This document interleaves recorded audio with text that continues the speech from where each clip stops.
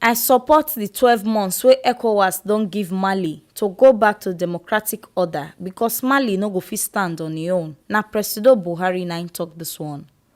Presido Muhammadu Buhari on Friday, August 28, 2020, join ECOWAS heads of states and governments for virtual meeting as e tell the military junta wey dey Mali to quick go back to democratic government since the country no go fit stand on im own for the sub-region.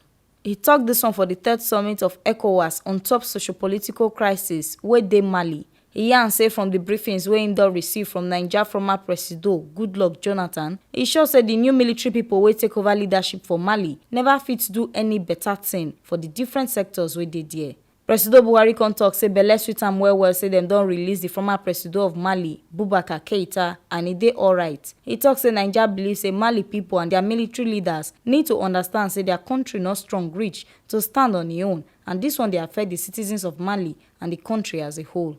Naija Presido yarn say the military leaders need to dey flexible for the negotiation wey dem go do, and dem need to put Mali pipo matter for mind. He can't tell them to release the remaining senior government officials wey dey detention, and he tell them to obey ECOWAS as them get 12 months to go back to democratic government. Presido Buhari come still tell Mali court to work hand in hand with Mali stakeholders to make sure say them do free, fair and credible election wey go bring new democratic government come to power. He tok say Naija go join ECOWAS provide the logistics wey Mali needs to re-establish democratic governance. Presido Buhari come salute the chairman of ECOWAS Authority of Heads of States and Government, Presido Mahamadou Issoufou, wey be the Presido of Niger Republic, wey take organize the extraordinary summit.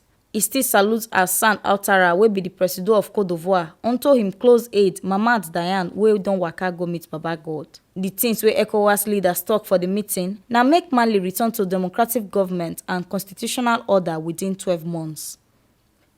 Now here we see this ogbonge informate reach on top with tori for today. As Presido Muhammadu Buhari don talk say him support ECOWAS as dem don give Mali 12 months to return to democratic order. He yarn say Mali no go fit stand on im own.